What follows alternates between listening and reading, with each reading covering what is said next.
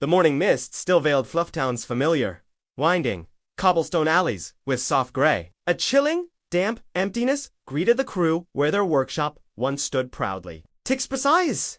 Metallic Gate faltered, his internal gears worry with sudden confusion. Moss squinted, seeing only a vacant patch of cracked pavement overgrown with dark weeds. Luma's brow furrowed, a silent, stark question forming in her logical, analytical mind. Stitch's plush form seemed to deflate slightly, a tremor of profound disbelief passing through him. Their familiar garage, the heart of their daily work, had utterly vanished overnight now. Only a faint scent of oil hinted at its recent, bustling, industrious presence here. The ground felt strangely undisturbed, as if nothing had ever been built upon its surface. A creeping unease settled over the fix-it crew, chilling their very mechanical cores deeply. From a nearby window, a neighbor emerged, watering her flourishing window box of petunias. Her smile was wide, almost unnervingly serene, reflecting the soft morning light now. "Good morning, dear ones," she chirped, her voice a pleasant,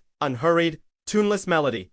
Searching for something, perhaps? Her gaze swept over the bewildered, silent crew. Luma gestured to the empty lot, a desperate plea in her mechanical, trembling movements. "Our workshop," she stated, her voice tight with a rising, frantic, chilling confusion. The neighbor tilted her head, a flicker of polite incomprehension in her vacant eyes.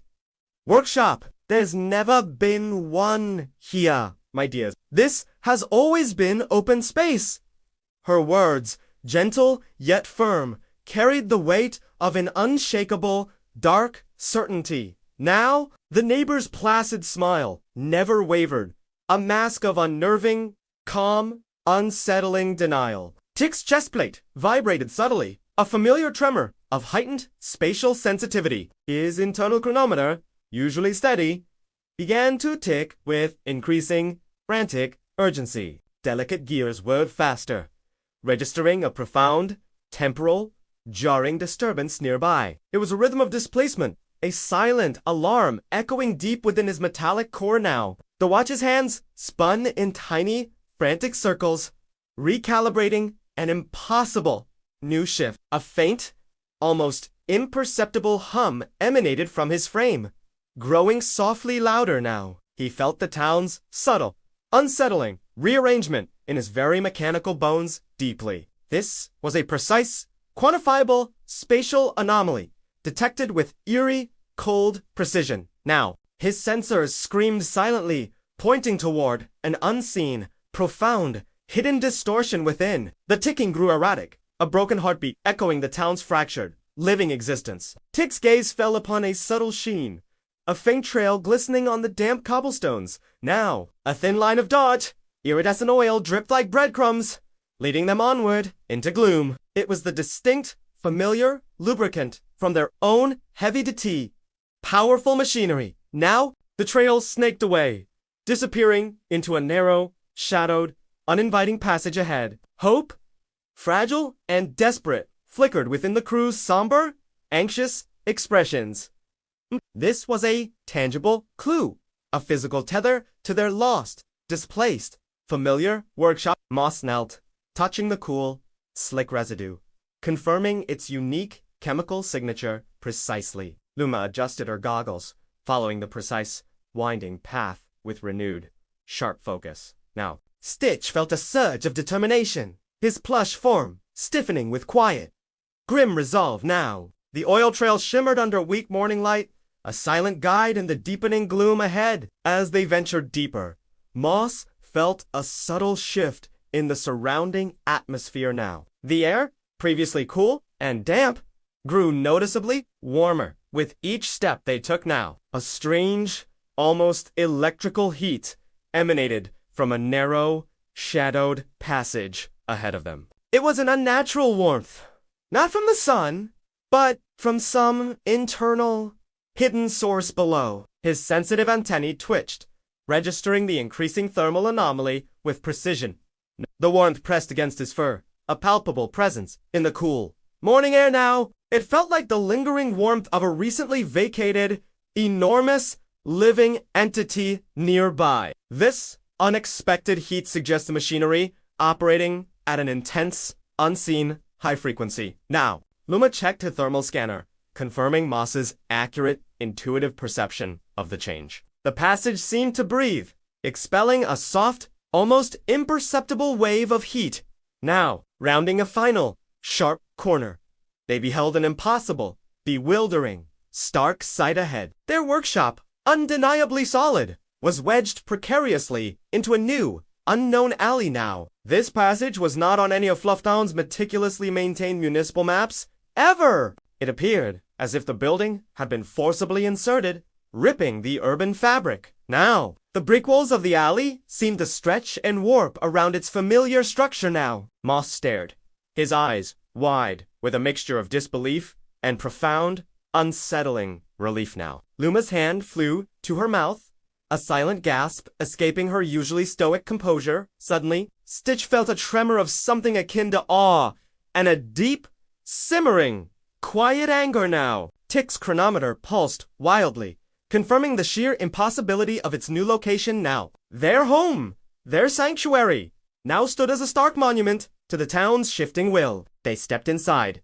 The familiar scent of oil now mingled with something sterile and cold. The workshop interior, usually a chaotic haven, was transformed with unsettling, rigid order. Every tool hung precisely, meticulously aligned, reflecting an obsessive, alien symmetry. Now, no stray bolt, no forgotten rag, disturbed the pristine, unnerving, meticulous arrangement. Now, the usual comforting clutter, a testament to their work, had been meticulously erased entirely. It felt less like their workshop and more like a carefully curated, silent display now. This sterile perfection was deeply unsettling, a violation of their established rhythm here. It was the order of a system, not the organic chaos of human, creative endeavor now. The workbench gleamed, polished to an unnatural, reflective, unblemished sheen now. Their beloved tools, now perfectly arrayed, seemed to stare back with cold, blank eyes. Luma approached her schematics board, her personal canvas of intricate designs. Now, new drawings covered the surface, delicate lines forming unfamiliar, complex diagrams. Suddenly, these were not her hand, nor her style. Strokes were precise, almost inhumanly perfect. Now, the blueprints depicted intricate, glowing conduits and shifting architectural patterns here. Her own projects were filed away, replaced by these unsettling, alien, new plans. Now, a wave of professional indignation, mixed with dread, washed over her analytical mind now. Who had been here? What unseen hand had rearranged her creative, private thoughts? So, the new schematics pulsed with a faint, internal light, almost imperceptible to the eye. They depicted a logic alien to her own, a system defying conventional engineering principles. Luma felt a profound sense of invasion, her creative sanctuary utterly compromised now. Pox, ever observant, knelt to inspect the workshop's sturdy, wooden floorboards closely. He noticed a subtle disparity.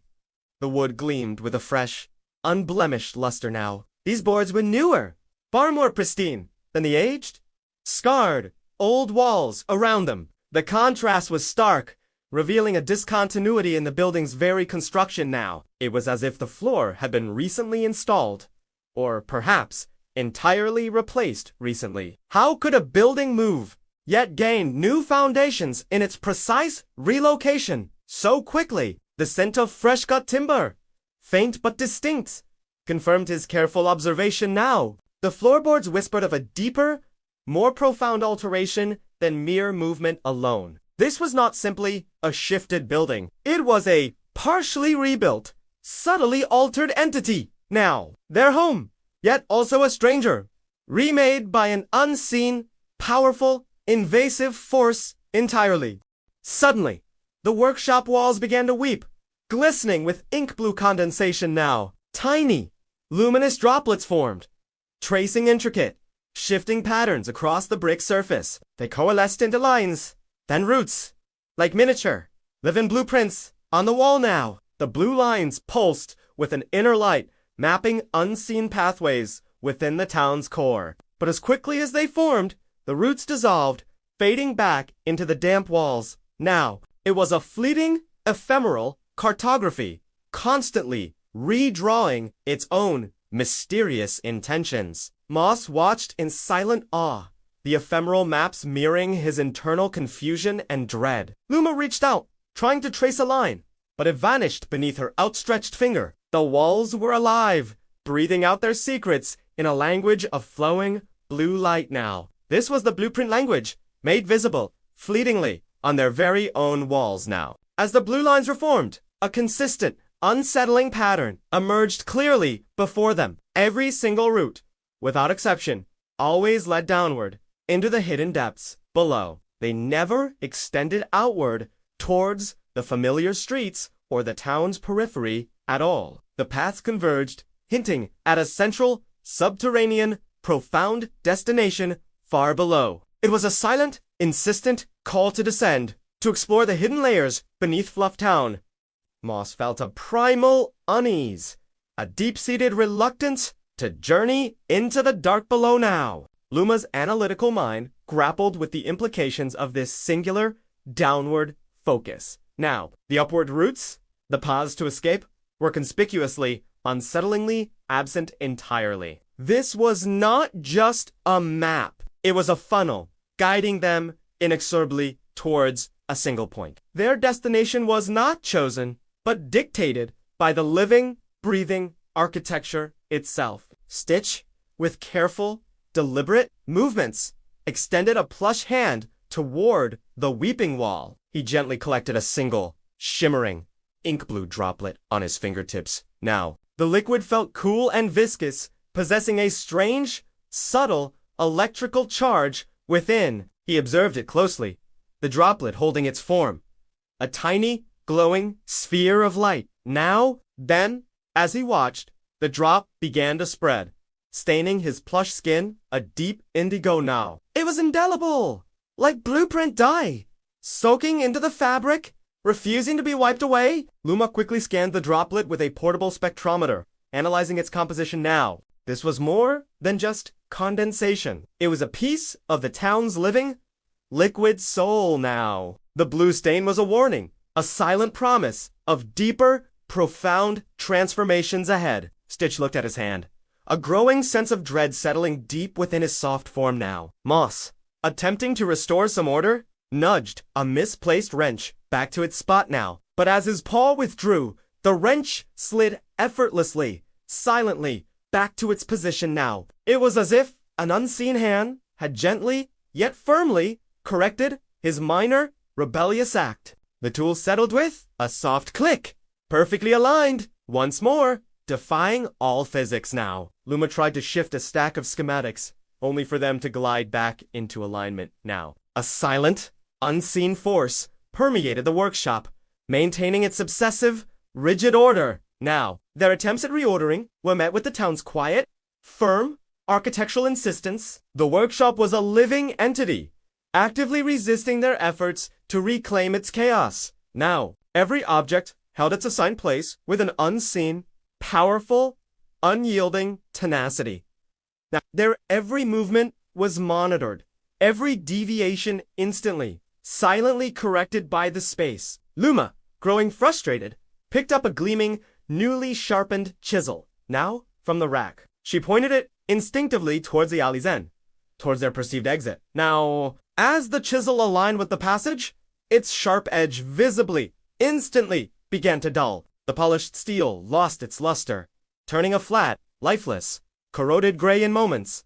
Now, its keen edge softened, becoming blunt and useless, as if its purpose was forgotten entirely. Moss gasped, witnessing the abrupt, impossible, rapid deterioration of the metal now. This was the workshop's active resistance, a powerful negation of their escape attempts now. Any thought of leaving was met with this subtle, yet devastating, architectural sabotage. Now, the tool became a metaphor, its dullness, reflecting their own growing entrapment within. Their means of repair were being unmade, rendering them helpless within shifting walls now. Pox moved towards the workshop door, intending to examine its internal locking mechanism now. As his gaze focused, The metallic teeth of the lock visibly, subtly, began to shift now. They rearranged themselves, forming new, intricate, impossible configurations before his eyes. The tumblers clicked softly, resetting into a pattern that defied any known locksmithing art. It was a living lock,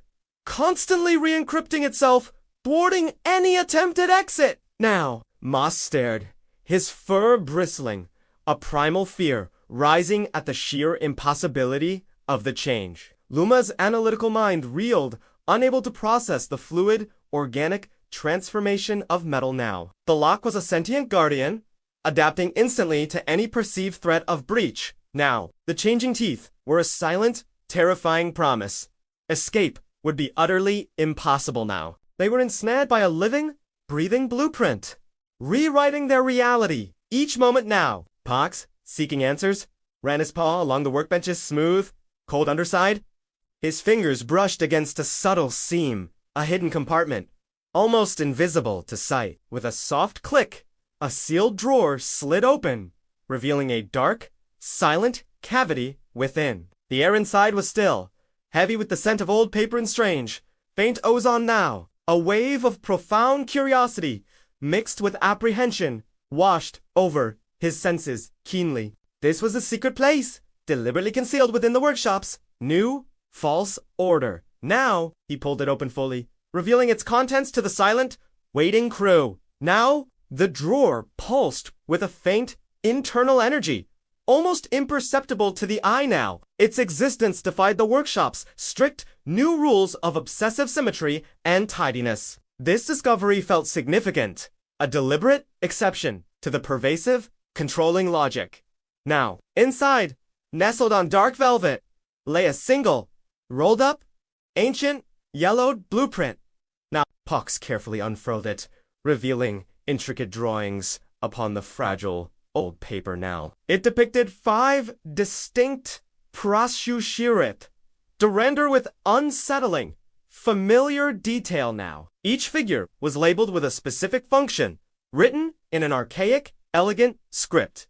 Now, Moss saw his own form labeled Nature's Interface, a profound, unsettling surprise now. Luma recognized her precise, mechanical form, marked Design Architect, her mind reeling. Tick's silhouette bore the title, Temporal Keeper, his internal clock skipping a beat. Now, Stitch's plush body was simply emotional resonator, a deep, quiet truth revealed to him. Pox himself was labeled Structural Analyst, his role defined before his existence now. This was not just a blueprint, it was a disturbing, foundational, dark prophecy for them. Below the 5 figures, a chilling inscription stood out, stark and unsettling to read. Large, bold letters declared, "Maintenance loop, do not awaken."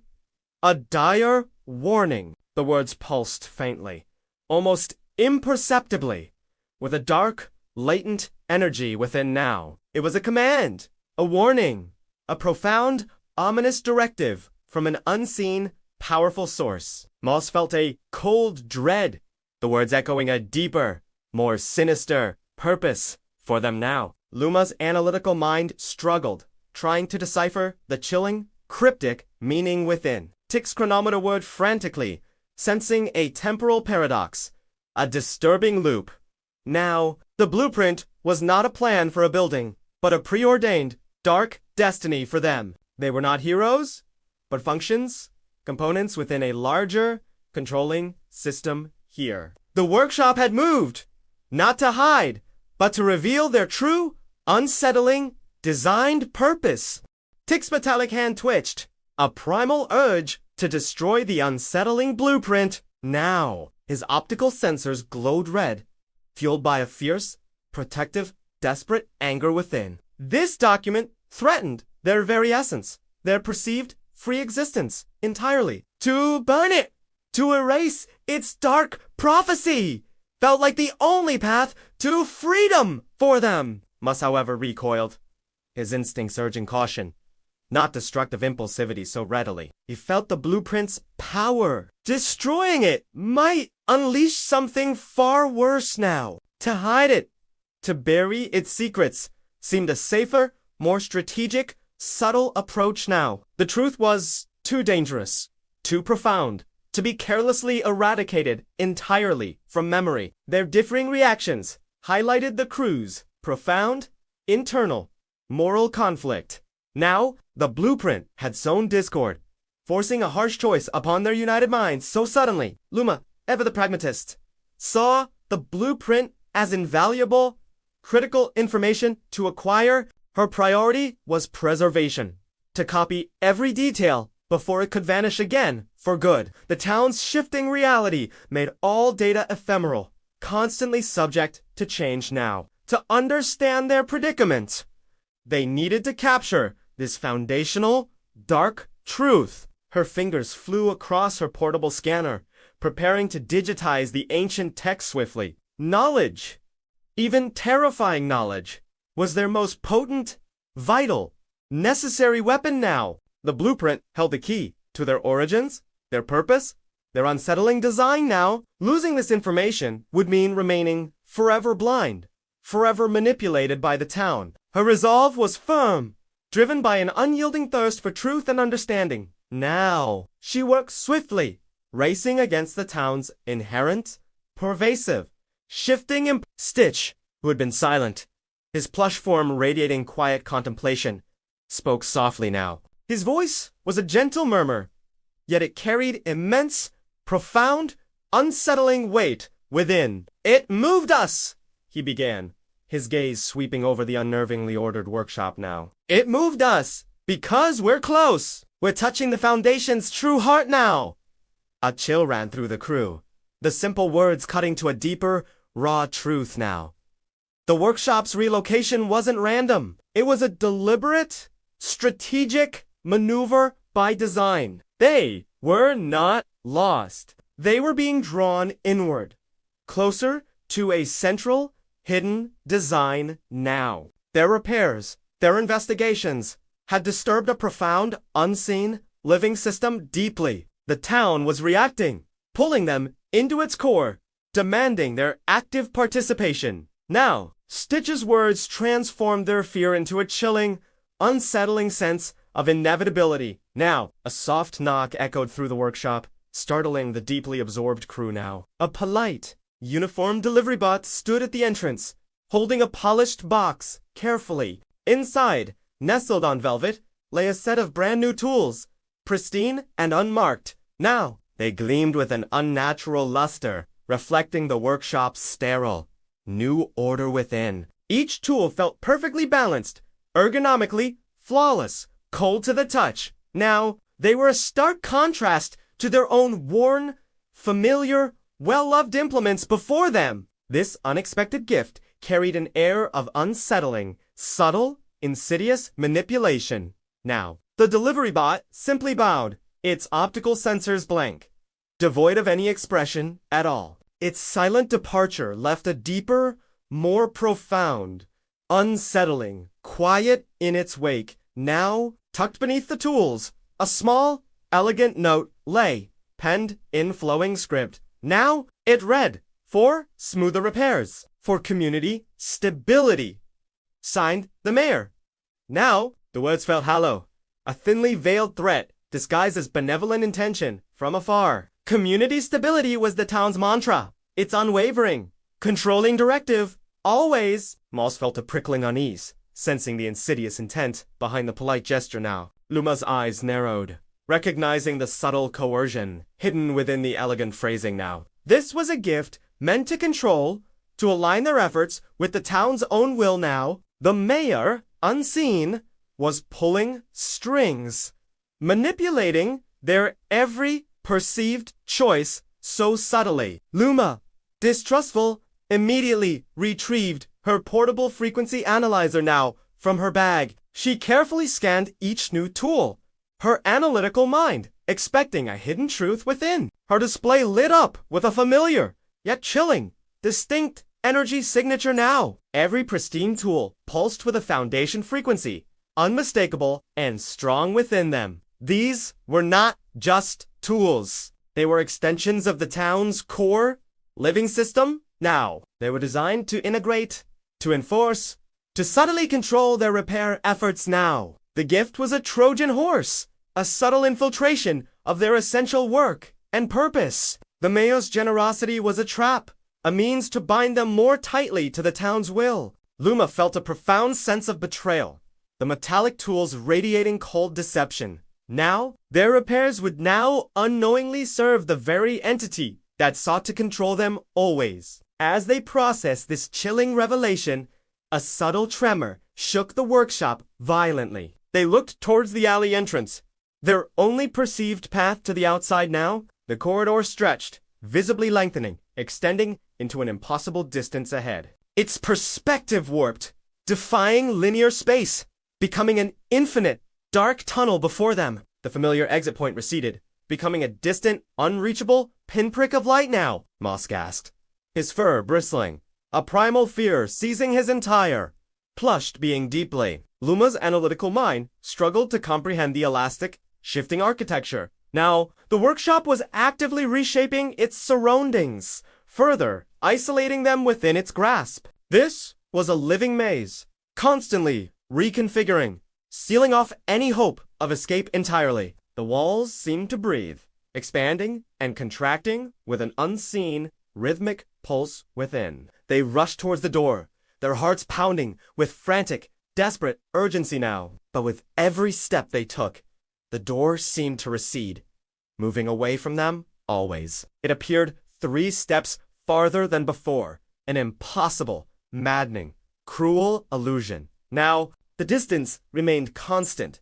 an unbridgeable gap, mocking their desperate efforts now. Tick's optical sensors registered the spatial distortion, a profound physical anomaly. Now, their progress was negated, their movements rendered futile by the shifting space around them. The workshop played a cruel game, its architecture bending reality to its dark will. Now, this was not just a door. It was a vanishing point, an elusive, unreachable promise now. The air grew thick with despair, their frantic footsteps echoing their growing helplessness. Now, they were trapped within a living blueprint, its rules constantly, subtly rewriting their fate. As they stood frozen, a final, ink-blue droplet fell from the sweating wall. Now, it landed on the pristine floorboards, shimmering brightly in the dim, cold light within. The droplet began to spread, slowly, deliberately, forming distinct, chilling words. Now, in elegant, archaic script, the liquid formed, "Descend to serve," a stark command. The message pulsed with a dark, undeniable, pervasive, internal luminescence within it. It was a command, a prophecy, a terrifying, inescapable, new directive for them all. The words resonated deep within their cores, a chilling echo of the crew blueprint. Now, this was the town's ultimate demand. Its true, insidious, controlling purpose revealed now. Their fate was not escape, but a deeper integration, a forced, eternal servitude to it. The glowing words burned into their minds. A final, terrifying, inescapable truth. Now, they were not free, but bound, destined to descend and forever serve the foundation below. The workshop hummed, its living architecture sealing their dark, unfolding destiny for good. A profound silence fell, broken only by the ominous hum, signaling their final, grim fate.